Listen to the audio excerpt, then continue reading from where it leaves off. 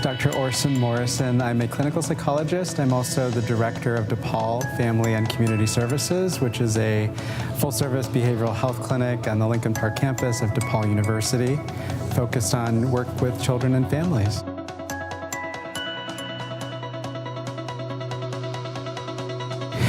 Well, definitely we've seen increase in access to technology and social media use in adolescents, and there's been a lot of association with increasing rates of depression, anxiety, and some increases in even suicidal completion. So, adolescents are showing much more signs of stress.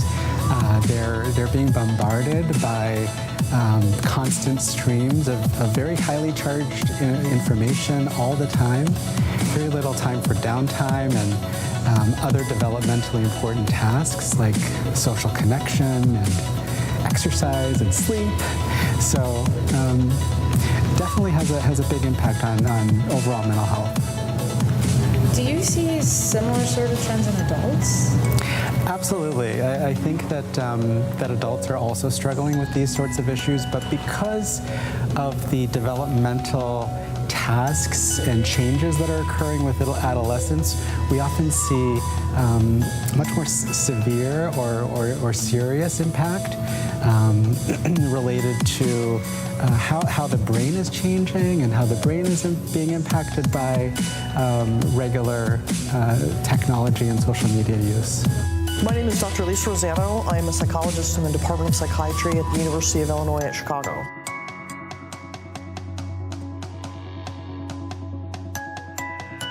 Mental health is a very broad topic, so I would say you can see a number of areas where mental health globally, and certainly mental illnesses, the more severe ones, can influence policies.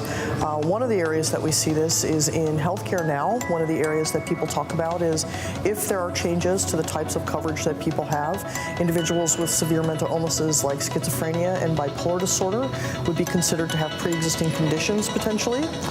Depression is another area where you might see individuals have a lot of influence in policy.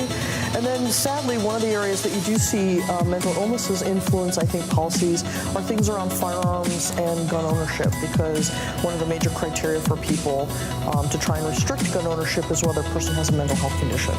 I think separate of what you feel about that is just an area that I think you could say definitely mental health influences policy.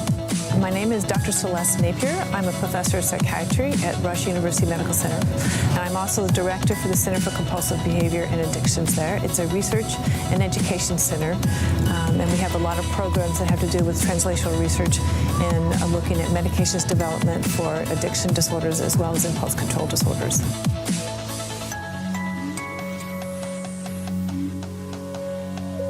There are indeed links between addiction behaviors and mental health disorders such as depression, for example. The easiest ones to talk about actually are the brain regions that are similarly affected by both disorders. For example, the frontal cortex is very much involved in depressive disorders as well as addictions. And we know that the frontal cortex is very much involved in executive function and important in making healthy choices. And you can understand how many health disorders don't make healthy choices, as well as those who suffer from addictions.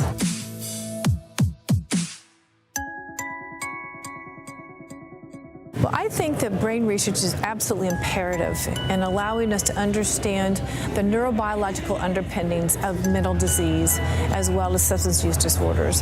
And until we can understand what the normal brain looks like and what goes awry during these different dysregulations of the brain, we're not going to be able to, one, understand these individuals, and two, be able to help them both with behavioral cognitive therapy, for example, as well as for pharmacotherapy.